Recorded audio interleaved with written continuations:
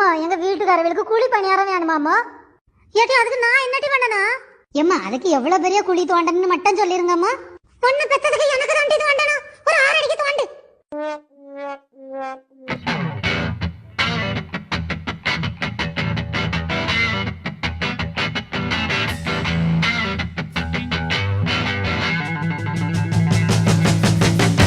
அம்மாவும் என் தங்கச்சியும் ஒரு ரீல் போட்டிருப்பாங்க.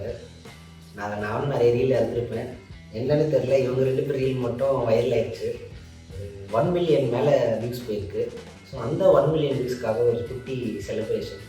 ஸோ எங்கள் நிறைய பேருக்கு அந்த 1 மில்லியன் வியூ ஒரு பொதுவாக கொஞ்சம் பேருக்கு 1 மில்லியன் தானே அப்படின்னு இருக்கும்.